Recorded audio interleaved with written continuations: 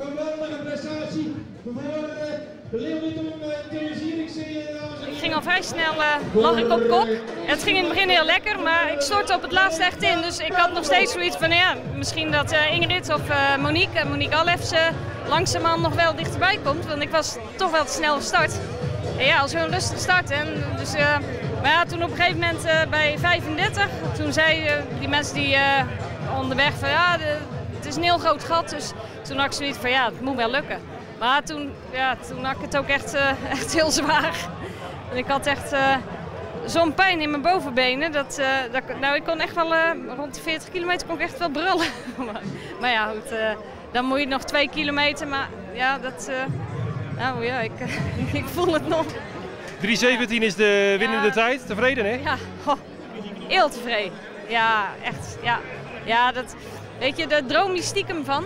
Maar ja, en op papier, nou ja, kijken naar mijn training en mijn tijden die ik gelopen heb in voorgaande wedstrijdjes, dan is zoiets dat moet ook kunnen.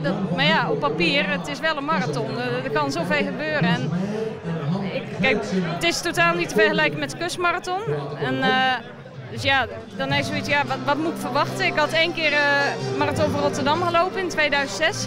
Maar toen trainde ik niet bij een vereniging, deed ik alleen maar lange duurlopen voor mezelf. Dus ja, dat is ook heel anders. Dus ja, ik wist niet wat ik kon verwachten. En ik ben te hard gestart, want ik ben echt compleet ingestort. Maar ja, het ging zo lekker in het begin en ik zei wel steeds tegen John die met mij fietst van ja, ik moet eigenlijk wat langzamer, want we gaan te hard. Maar ja, het gaat zo lekker, ja. Het ging gewoon echt lekker, ja, tot Axel. Toen ging het al iets minder lekker. Ja, en bij de Orthese Kreek toen, nou, ik weet niet hoe hard ik toen al liep, maar dat ging echt niet meer sneller.